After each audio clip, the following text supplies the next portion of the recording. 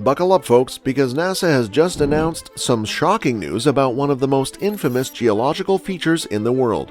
The San Andreas Fault has cracked, and the results are going to leave you speechless. Residents of Silicon Valley have been plagued with anxiety for a very long time because of the San Andreas Fault. It is the source of seismic activity, and a significant earthquake is due to occur there soon. The issue is also rumored to be on the approach of bringing about a significant catastrophe. The San Andreas Fault has been identified by researchers as being dangerously close to producing a magnitude 9 or 10 earthquake. If you live in any of the 3 states that were listed, you need to make sure that you are always up to date on the most recent news. If you are in an area prone to earthquakes, you should take all necessary safety measures. But before all this, let's try to explore San Andreas. About San Andreas. Have you ever been aware of the fault that runs across the San Andreas region? If you are from California or have ever visited the Golden State, the chances are good that you have encountered the term before. But do you have a clear understanding of what it is and why it is of such critical importance? The San Andreas Fault can be found running for close to 1,200 kilometers across the state of California. At the boundary between the 2 plates, this location is where the Pacific Plate and the North American Plate meet and grind against one another. On the surface of the Earth's liquid mantle are what are termed tectonic plates, which are massive slabs of rock that gently move around. The fact that the San Andreas Fault has been the epicenter of some of the largest and most destructive earthquakes in the history of the United States is one of the things that gives it its allure and also makes it a little bit risky. When the enormous pressure that is built up by the tectonic plates rubbing against one another is suddenly released, the result is an earthquake. The most recent big earthquake that occurred on the San Andreas Fault, which took place in 1906, caused severe damage to San Francisco and the area surrounding it. But the San Andreas Fault is not simply a possible risk, it is also a wonder of modern science. Geologists and other scientists do study faults in order to improve their understanding of earthquakes and their ability to anticipate them. In addition, scientists make use of the fissure to gain a better understanding of the motion and development of the Earth's tectonic plates over the course of millions of years. The next time you are in California and you feel the ground shaking, you are standing on the San Andreas Fault, one of the geological features that are considered to be among the most interesting and significant in the entire globe. Chapter: How dangerous it can be. The San Andreas Fault is a ticking time bomb that poses a significant danger to millions of people living in California. This major geological fault runs along the western coast of the state and marks the boundary between the North American and Pacific tectonic plates. The fault is notorious for producing some of the largest and most destructive earthquakes in California's history, including the 1906 San Francisco earthquake and the 1994 Northridge earthquake. Experts predict that a major earthquake along the San Andreas Fault could have catastrophic consequences. In addition to the loss of life and property damage, it could also trigger a series of environmental disasters. The fault has the potential to rupture for hundreds of miles, causing massive tsunamis that could devastate coastal communities. Inland, the earthquake could trigger landslides, liquefaction, and other secondary effects that could exacerbate the damage. The danger of the San Andreas Fault is not limited to earthquakes. The fault also has the potential to cause other types of disasters, including droughts and floods. The fault is responsible for the formation of the Central Valley, a large agricultural region in California. However, if the fault were to rupture it, it could cause the valley to sink and cut off the water supply to millions of people, leading to drought and famine. Conversely, if the fault were to shift and block the flow of the Sacramento River, it could cause catastrophic flooding in the Sacramento Valley. Is it actually what has been indicated? The San Andreas Fault is divided into 3 primary parts that can move independently. The plates in all 3 are attempting to move past each other in opposing directions, much like 2 hands rubbing against each other. Much of the time, the plates in the southern and northern parts are locked, stuck together in a hazardous, motionless embrace. This causes stressors to accumulate over time, whether it is years, decades, or millennia. Ultimately, a breaking point is reached. The 2 sides surge wildly past each other, and an earthquake occurs.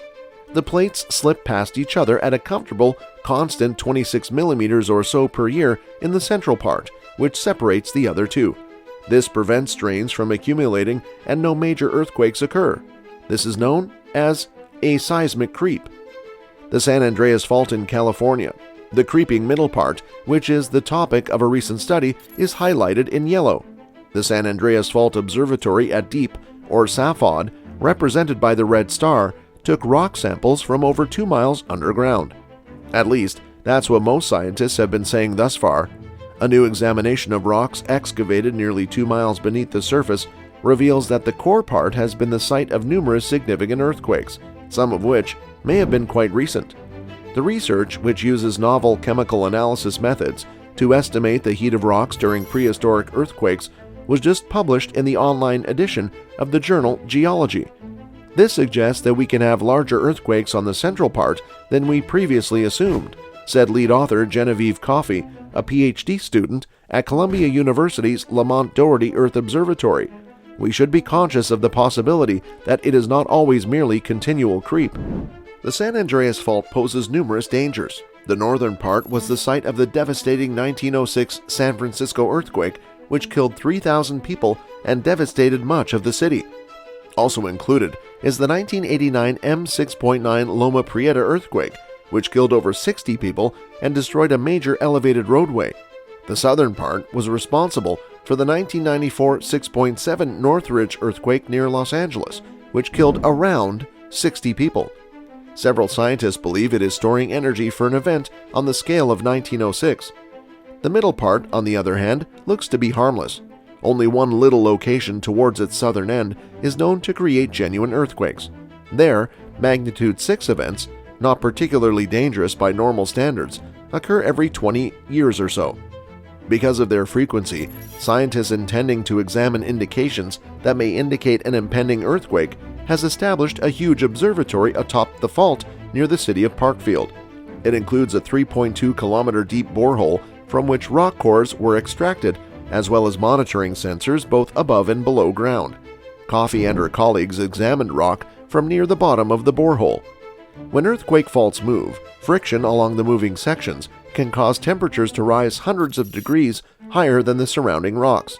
This heats the rocks, modifying the organic compound content of any sedimentary strata along the fault route. The researchers discovered many such changed compositions in a stretch of highly disturbed sedimentary rock between 3,192 and 3,196 meters below the surface in the latest study. They claim that the blackish, crumbly material has evidence of more than 100 earthquakes. The fault appeared to have leaped more than 1.5 meters in the majority of cases. This would imply a magnitude 6.9 earthquake, similar to the disastrous Loma Prieta and Northridge catastrophes. But many of them may have been larger, according to the researchers, because their method of assessing earthquake magnitude is constantly growing. They believe the quakes along the middle part were similar to earlier significant San Andreas earthquakes, such as the one that devastated San Francisco. The current official California earthquake hazard model, which is used to set building regulations and insurance rates, does allow for the possibility of a large central section rupture. Yet, given the lack of evidence for any such preceding occurrence, the inclusion of this possibility arrived at by mathematical calculations was controversial. The current study looks to be the first to show that such quakes have happened in the area. According to the authors, they may have started in the middle section, or more likely, started to the north or south and migrated through the central. A magnified microscope image shows a sedimentary rock that has been physically changed as a result of an earthquake. During fault movement, the slip layer, green section, was heated. The actual field of view is only a millimeter wide. So when did these earthquakes occur? Trenches dug by paleoseismologists over the core area revealed no disturbed soil layers that would suggest surface quakes in the last 2,000 years, about the limit for detection using that method in this location. In geologic terms, though, 2,000 years is the blink of an eye. Also, the excavations may have missed a lot of quakes that did not necessarily shatter the surface at specific locations. To answer this question, the researchers developed a second novel technique. The biomarkers are found in very thin bands, ranging from microscopic to a few millimeters broad. Only a few inches or feet distant, the granite heats up enough to force out some or all of the naturally existing gas argon. Other scientists have long utilized the ratio of radioactive potassium to argon, into which potassium slowly decays, to determine the ages of rocks, which is convenient for the authors. The greater the ratio of argon to potassium, the older the rock. As a result, if some or all of the argon is forced out by earthquake-induced heat, the radioactive clock is reset, and the rock seems younger than the equivalent neighboring unheated rock. This is precisely what the team discovered. They analyzed sediments that developed tens of millions of years ago in an ancient Pacific basin that was subducted beneath California. The potassium-argon clock revealed that the ages of rocks surrounding the thin quake slide zones were as young as 3.2 million years. This provides a time range, albeit a hazy one, because scientists are still unsure how to assess the amount of argon that was driven out, and hence, how thoroughly the clock may have been reset. This means that the most recent quakes might have occurred as recently as a few hundred or thousand years ago, according to Coffey. In fact, some could have occurred as recently as a few hundred or thousand years ago. The team is now working on a new project to improve age interpretations. Overall, our findings underscore the relevance of including the central San Andreas Fault and other creeping faults in seismic hazard assessments, the scientists conclude.